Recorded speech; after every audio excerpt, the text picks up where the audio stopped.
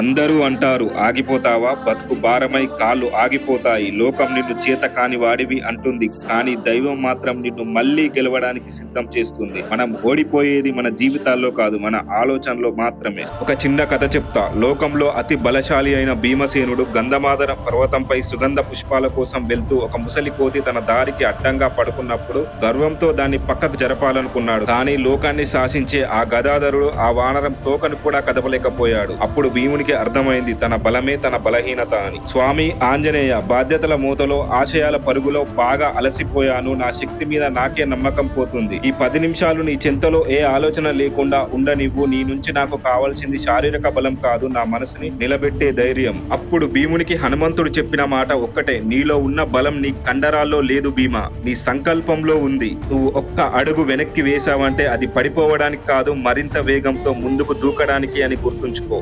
శక్తివంతుడైనా సామాన్యుడైనా జీవితంలో తగిలే దెబ్బలకు ఏదో ఒక్కసారి కింద పడక తప్పదు. కానీ ఆగిపోయిన చోటే నీ కథ ముగిసిపోలేదు. ఆ 10 నిమిషాల నిశ్శబ్దం, నీ కళ్ళల్లో నిండిన ప్రశాంతత నీకు చెప్పేది ఒకటే, నువ్వు ఒంటరివి కాదు, నీలో ఇంకా గెలిచే సత్వ మిగిలే ఉంది. వచ్చింది మాత్రం భారంతోనే, తిరిగి వెళ్లేది మాత్రం గెలుస్తానన్న నమ్మకంతోనే. జై హనుమాన్, జై శ్రీరామ్.